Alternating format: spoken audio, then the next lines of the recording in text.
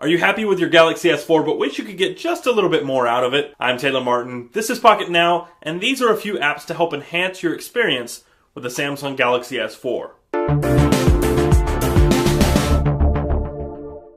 The Samsung Galaxy S4 is finally available, and we've reviewed it twice, looking at it from every possible angle. The verdict was very much the same both times.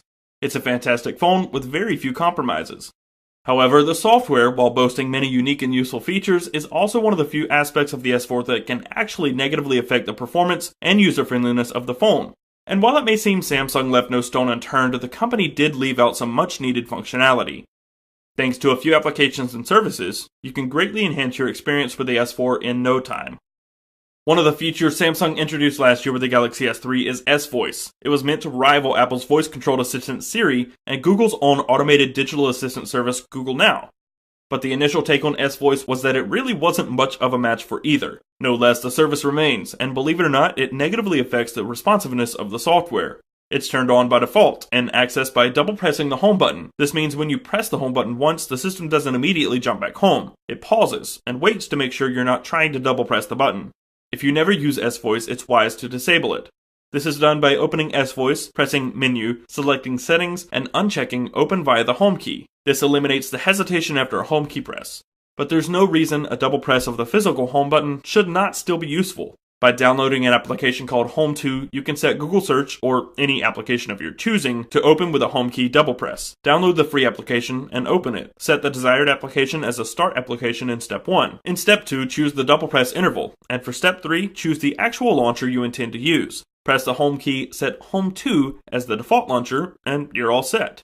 So far it has worked flawlessly for us, and we're loving the hardware integration with Google Now. The Galaxy S4 comes with Dropbox Sync enabled out of the box. But how can you make the most of Dropbox, a seemingly basic cloud storage service? We use Dropbox day in and day out, and primarily we use it to transfer pictures and other files between multiple devices, or even multiple Dropbox users. One of the most important functions of the camera backup, though, is the ability to almost instantly access pictures taken from another device without ever having to lift a finger.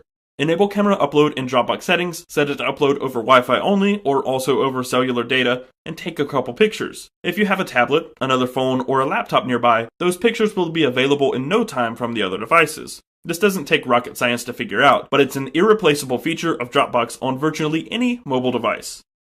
Samsung is renowned for always fitting its mobile devices with notification LEDs. This time around, Sammy added some control over said LEDs in the Settings app, but the options for what the user can do with the notification lights are paltry compared to some third-party applications, such as LightFlow. Priced at $249, LightFlow may seem a bit pricey for nothing more than adjusting the color or frequency of the notification light, but it's definitely a neat tool that can greatly expand the usefulness of the blinking LED. For example, out of the box, the colors are limited and preset, meaning you have to learn through trial and error what each color means. With LightFlow, you can set each different notification to a separate color so that you know what type of notifications you have missed without ever turning on the display. This one takes a bit of setting up, as the settings are seemingly endless, but once you get it just right, it's extremely gratifying. A feature of the stock TouchWiz keyboard that gained some attention after the announcement was Samsung's choice to use the SwiftKey Flow technology. Sounds great, right?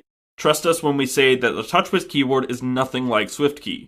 Even after learning from Facebook, Twitter, Gmail, and other sources, the prediction software simply does not work as well as SwiftKey's native predictions. The keyboard on the S4 is arguably one of the most frustrating soft keyboard experiences in recent memory. We suggest either picking up the original SwiftKey keyboard from Play for $3.99 or giving the latest non-beta Swipe a chance for only 99 cents. We've taken a keen liking to both over the last few months.